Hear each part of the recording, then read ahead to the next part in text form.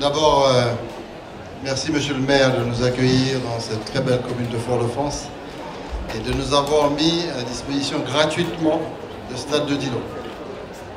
Merci à l'ensemble des exposants, des proviseurs, des directeurs de collège, de rectorat, de la préfecture, d'accompagner et d'être en co-construction de ce 22e salon. Je veux aussi remercier et féliciter les agents de la région qui ont beaucoup travaillé avec un président exigeant à la tête, Daniel Robin, pour que ce salon soit un succès. Et puis, je voudrais vraiment vous dire combien c'est très important de se réunir et saluer ceux qui viennent de l'extérieur. Ça a été un petit peu fait par vous. Je vais parler du Brésil, puisque nous sommes en convention liée avec le PARA, et nous avons 3 personnalités du Brésil. Je crois qu'il y en a un qui n'a pas pu voyager. C'est toujours très compliqué. Je vais parler de Trinidad. Saluer Trinidad, qui est un membre éminent de la CARICOM. Saluer Sainte-Lucie, et à travers ça, Madame la Consul, je veux vous saluer et remercier cette présence continue de Sainte-Lucie à chaque dynamique. Et puis, saluer le Québec. Nous avons des relations privilégiées avec le Québec depuis très longtemps. On a beaucoup d'étudiants et bien sûr saluer nos amis de la Guadeloupe s'il y en a de présents. C'est vrai que ce salon, on a commencé par l'orientation post-bac. C'est-à-dire, ça s'appelle d'ailleurs le salon du lycéen. C'était pour permettre aux jeunes, c'est toujours pour permettre aux jeunes de pouvoir trouver la meilleure orientation possible. Et après le bac, c'était très focalisé d'ailleurs parce que vers les premières, et peut-être trop focalisé vers les premières. Nous avons décidé cette année d'innover en élargissant au collège et en élargissant à l'ensemble des collèges. Et nous sommes allés plus loin puisque nous avons décidé d'élargir aussi à la formation professionnelle et à l'apprentissage. Et je veux saluer la présence du SMA pour donner un exemple de formation pointue où nous avons un exemple qui cherche d'ailleurs, pas le SMA, qu'on cherche d'ailleurs à exporter vers l'Hexagone puisque c'est un exemple extrêmement réussi. Là, nous avons fait cette extension au collège et ça a été très bien expliqué par Madame la directrice. Il s'agit de très tôt de pouvoir mobiliser les jeunes dans un processus d'intégration, de perception, de vision de leur avenir.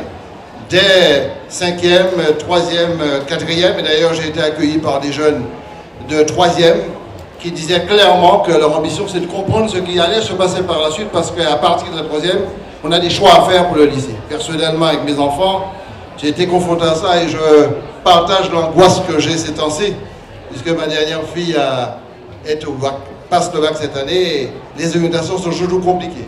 Je voulais saluer aussi les mères et les papas qui sont présents et qui sont aussi dans cette dynamique de formation. Pour quelle raison je dis tout cela?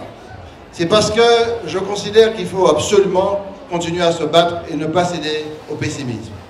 Il y a bien sûr la partie formation, mais aussi au-delà de la formation en soi, il y a aussi ce qu'on fera pour l'avenir.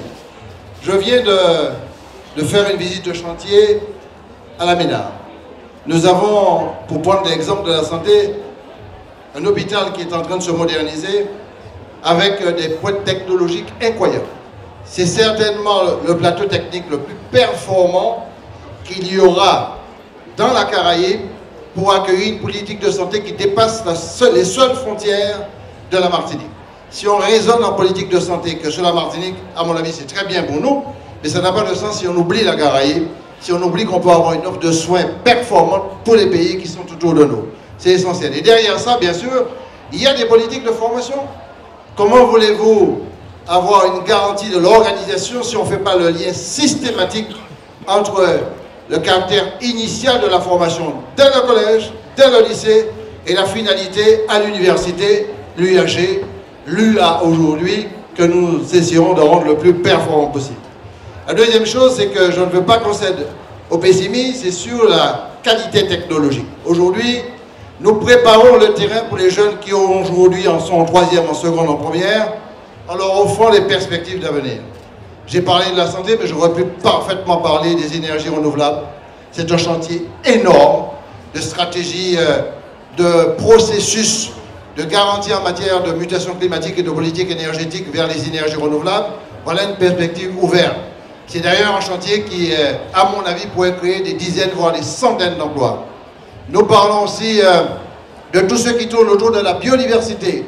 C'est incroyable que nos pays qui possèdent 80% de la biodiversité française soient aussi en retard en matière de processus d'ingénierie, de production et d'organisation des filières qui sont liées à la pharmacopée, par exemple. C'est pas possible. Il faut prendre en charge ces filières-là. Je pourrais aussi parler de ce qu'on appelle le numérique. Aujourd'hui, nous sommes très bien fournis en ADSL et nous engageons un processus avec 240 millions d'investissements pour le très très haut débit. Cela voudrait dire que la Martinique peut entrer dans un processus d'ouverture en matière de nouvelles technologies avec un hub technologique et logistique dans ce pays-là, connecté à notre université pour attirer le monde entier vers tout ce qui peut être transmission par l'électronique, par le numérique et faire du travail à distance.